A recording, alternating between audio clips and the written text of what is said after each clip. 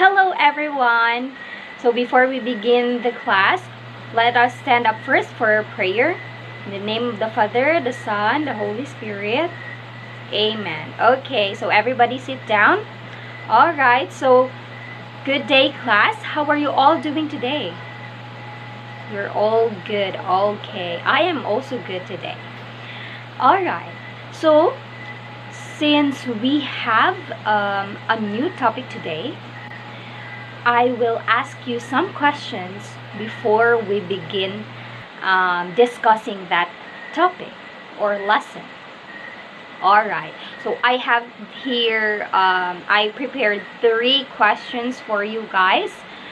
And those questions, it will lead us to the title of our topic today. Alright, so the first question: what is the action or fact of carefully choosing someone or something as being the best or most suitable? Anyone? Yes. Okay, very good. That is selection. Alright. And second question: what is something that is produced to adjust to different conditions or uses or to meet different situations? Yes? Very good. That is adaptation. Alright.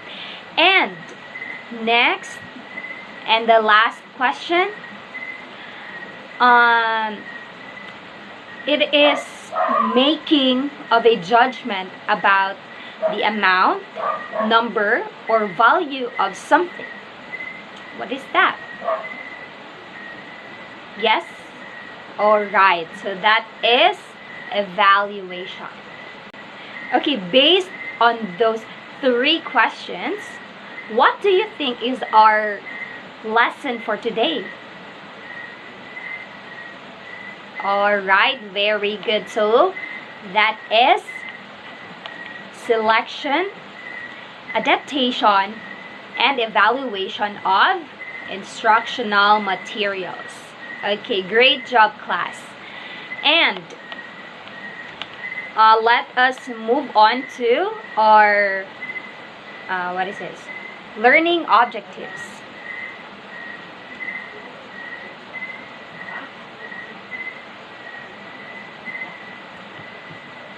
Alright, so these are the learning objectives. At the end of the lesson, the students should be able to define what are material selection, material adaptation, and material evaluation. Demonstrate the importance of these 3 materials and share insights about these materials. So now, before we proceed our next topic, based on your own understanding or thoughts, what it comes in your mind about material selection? Anyone? So now, let's proceed the material selection. When we say materials should be selected appropriately, as it is published in every complex content. Therefore, it is necessary for teachers to select in order to develop the more qualified teaching. Material selection is conducted to help teachers to achieve program goals in teaching and learning. It is also help the schools protect the integrity of programs. Schools or teachers may develop their own strategy or procedure in selecting materials as a primary sources for teaching. What is the importance of material selection? It is crucial as it directly impacts students' understanding and engagement. Choosing appropriate materials is a big help for us, especially the students, to enhance their learning experiences and foster a more inclusive educational environment. It allows us educators to adapt to various teaching methodologies, making lesson plan more effective and relevant. And of course, additionally, well-selected materials can inspire curiosity and critical thinking among students. An example of material selection for teaching is the use of multimedia presentation in history classes. Incorporating images, videos, and interactive maps can bring historical events to life, making them more engaging and accessible to students. Material selection in teaching refers to the careful choices of instructional resources, tools, and content used to facilitate learning in classroom. Material selection in teaching refers to the careful choices of instructional resources, tools, and content used to facilitate learning in classroom. These include textbook, multimedia, presentation, hands-on activities, online resources, and other material that educators select to convey information, engage students, and meet specific learning objectives. So, effective material selection considers the relevance, appropriateness, and accessibility of resources to enhance the overall learning experience and cater to diverse learning styles within the classroom. And now let's talk about material adaptation. So what is material adaptation? That is the application of the strategies to make the materials effective and flexible for the learner's need. Alright, and we have 5 factors to consider in material adaptation. So the first one, we have addition. Second, deletion. Third, modification. Fourth, simplification. And the last one is rearrangement. So let's talk about the first one, which is addition. Addition of extra materials is necessary and applicable if there is an insufficiency of the material. So for example, there is no pictures provided. So for example, pictures are not provided or tasks are limited. Next, we have the deletion. So deletion is the removal of linguistic items and activities which are found unnecessary. For example, in deletion, some tasks are not well designed or not appropriate for the learners. So that is when deletion happens. Next, we have the modification. So it is the changes in different aspects of materials. For example, materials are inappropriate with the learner's age or materials are unclear. And the fourth one, we have the simplification. Is to simply make the materials easier to understand. So we are just making it simple. And the last factor, which is the rearrangement. It is when different parts of the course book are arranged in different order to make it appropriate for the learners as well as for the teachers. So this is to match the objectives, provide thematic unity, and provide appropriate follow-ups.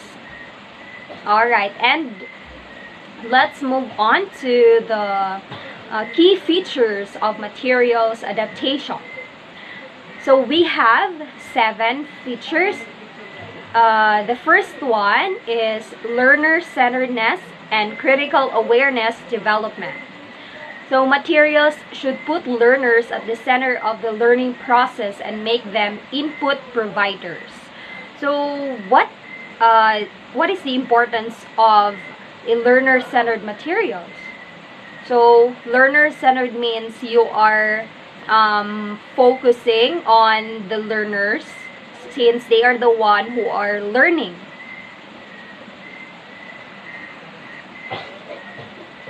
And learner-centered materials, we don't create the materials and then deliver them to the learner. So we put the learner first and we create the materials around their experience. And now let's proceed to the second key features of material adaptation, which is flexibility and choice.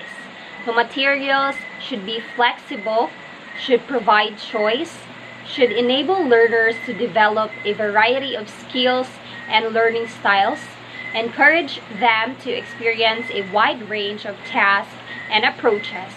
They also become more independent learners. So a flexible learning materials is very important because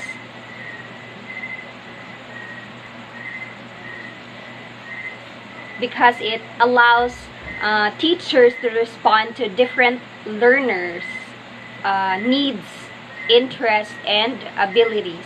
So students also are able to adjust in the learning material that they are using.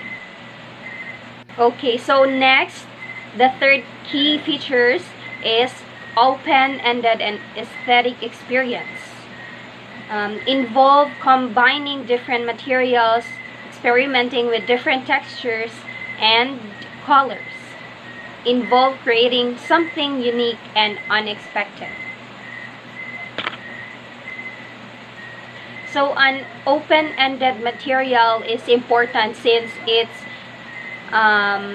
giving encouragement, or it encourages imagination, creativity, problem-solving skills. And so open-ended learning materials is important because it encourages imagination, creativity, and problem-solving skills. Relevance. It is only at this level that materials become relevant and potentially more effective for learning development.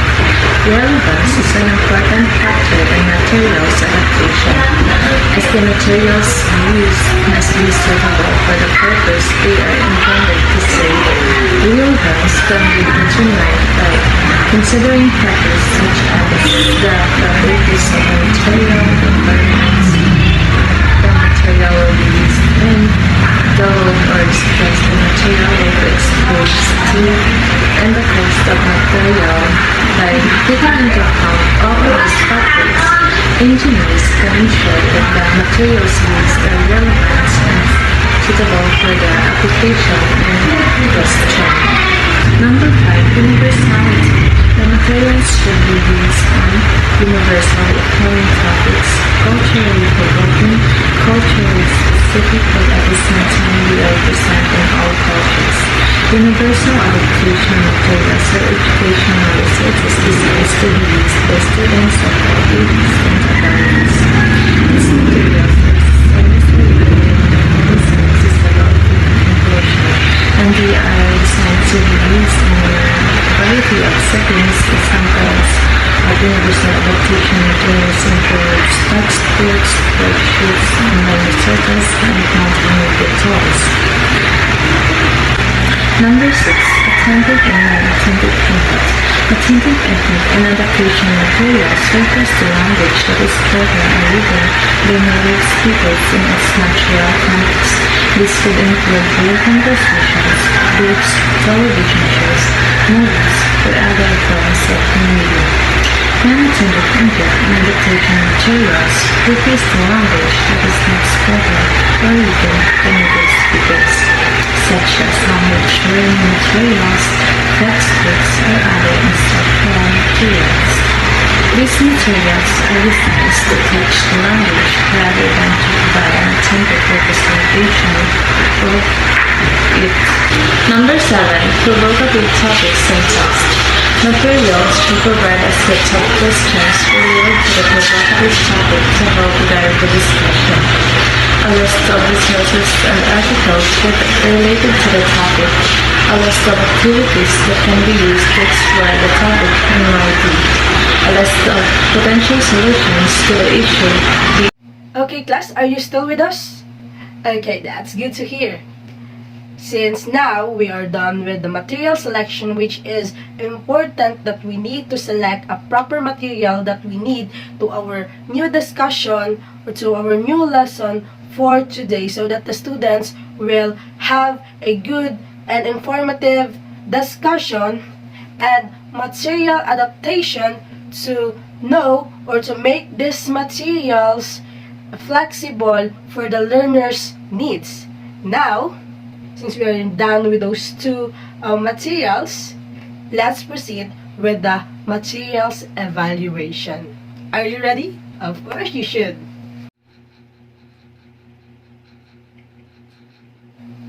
Right.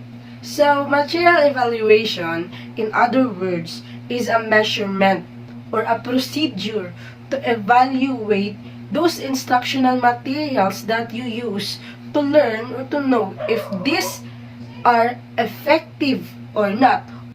Okay, now let's proceed to the purpose of material evaluation. So, what is the purpose of material evaluation? Okay, according to Makondan, that we need to select a book first or a course book first, then evaluate if this is effective or not. There are Tomlinson and Masuhara 2004 that according to them, the ultimate purpose of evaluation is to read the development of the materials and to know its strengths and weaknesses. So, of course, if we select the book and we are done with it, we need to evaluate this and know if we need to redevelop this or not. Let's proceed to the different types of evaluation. Okay, so external evaluation, it focuses with the analysis and assessments of experience and a view of education and recordings of information. It is also aims for the quality and effectiveness of a specific book or instructional material. For example, it is a observer like a thesis panels that they check the contents and the description of your research paper. So it talks about the overview of your paper. First, evaluation in the category of stages is pre-use evaluation, and it talks about the potential values and predictions of the instructional materials. That means that if the teacher knows or see that this specific instructional materials can be helpful or be useful to her in the future or for the next lesson, then she will use this to her another lesson to have a interactive lesson and discussion for her students.